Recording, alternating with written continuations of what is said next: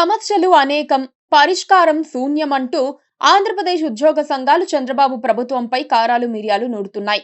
ఉద్యోగ సంఘాల అమరావతి జేఏసీ అయితే ఏకంగా సమరశంఖం పూరించింది.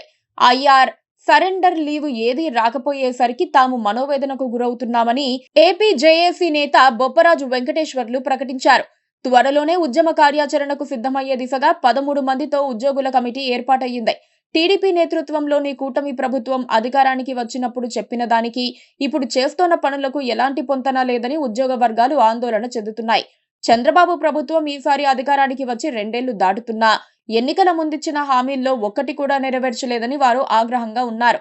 అధికారానికి రాగానే పీఆర్సీ వేస్తామని ప్రకటించిన చంద్రబాబు ఇప్పుడు మాత్రం మీరెవరు, మీతో మాకేంటని ఉద్యోగులను ఎదురు ప్రశ్న వేస్తున్నారు. 2 నెలల్లో ఐఆర్ ప్రకటించాల్సి ఉండగా ఇంతవరకు ఆ ఊసే లేదని ఉద్యోగ వర్గాలు మదన పడుతున్నాయి. ఎన్నికల ప్రచారంలో ప్రతి ఒక్కరూ బంగారాన్ని దిగేస్తామంటున్నారు. ఏదడిగితే అది ఇస్తామంటారు. తీరా సీఎం అయ్యాక ఖజానా లెక్క చూసుకొని అన్ని ఎగ్గొడతారు.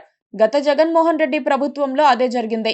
ఇప్పుడు చంద్రబాబు పాలనలోనూ వంచనా శిల్పమే ఆవిష్కృతమవుతోందని ఉద్యోగ సంఘాలు ఆందోళన చెందుతున్నాయి. ప్రభుత్వ తీరు చూస్తే అన్ని హామీలు బుట్టదాఖలవుతాయన్న ఆవేదన ఉద్యోగుల్లో కనిపిస్తోంది.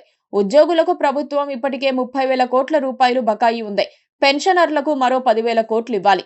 వాటి గురించి ప్రభుత్వ పెద్దలు ఎక్కడా మాట్లాడడం లేదు. నిత్యం బిజీగా ఉన్నట్లు యాక్టింగ్ చేస్తున్నారని ఉద్యోగ సంఘాలు అంటున్నాయి. ఉగాదిలోపు ఐఆర్ ప్రకటించకపోతే ఉద్యమిస్తామని హెచ్చరించినా జూన్ నెల ఎంటర్ అయినా దాని మాటే లేదని ఉద్యోగ సంఘాలు గుర్తు చేస్తున్నాయి. రిటైర్ అయిన ఉద్యోగుల బెనిఫిట్స్ కోసం నానా తంటాలు పడాల్సొస్తోంది. చనిపోయిన ఉద్యోగుల కుటుంబ సభ్యుల పరిస్థితి మరీ దారుణంగా ఉంది.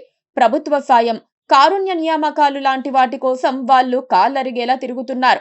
అయినా ప్రభుత్వం పట్టించుకున్న దాఖలాలు లేవు. ఉగాదికి ముందు ఒక డిఏ ఇచ్చారు. దాంతో ఏ పండగ చేసుకోవాలో చెప్పాలని ఉద్యోగ సంఘాలు ప్రభుత్వాన్ని నిలదీశాయి. ప్రభుత్వం వచ్చాక ప్రతి 6 నెలలకు ఒక డిఏ ఇవ్వాల్సి ఉండగా ఆ దిశగా అడుగులు పడటం లేదు. దీంతో ఉద్యోగులకు ఆర్థిక నష్టం ఏర్పడుతోంది. ఈ క్రమంలో 12 వేతన సవరణ సంఘం పీఆర్సీ నియామకంలో జాప్యాన్ని సహించేది లేదని ఉద్యోగ సంఘాలు ప్రకటించాయి. వేతన సంఘం లేకపోవడం వల్ల ప్రతి ఉద్యోగికి లక్షల రూపాయలు నష్టం వాటిల్లుతోందని వారు ఆవేదన చెందుతున్నారు. ప్రతిపక్షంలో ఉన్నప్పుడు ఒకలాగా, అధికారానికి వచ్చిన వెంటనే మరోలా వ్యవహరించడం సరికాదని ఉద్యోగ సంఘాలు చంద్రబాబు సర్కారును హెచ్చరిస్తున్నాయి. కొంతమంది ప్రభుత్వ పెద్దలు బడ్జెట్ అంతా ఉద్యోగుల జీతభత్యాలకే సరిపోతోందని చెబుతున్నారు. ఇటువంటి స్టేట్మెంట్స్ కూడా ఉద్యోగులకు ఆగ్రహం తెప్పిస్తున్నాయి.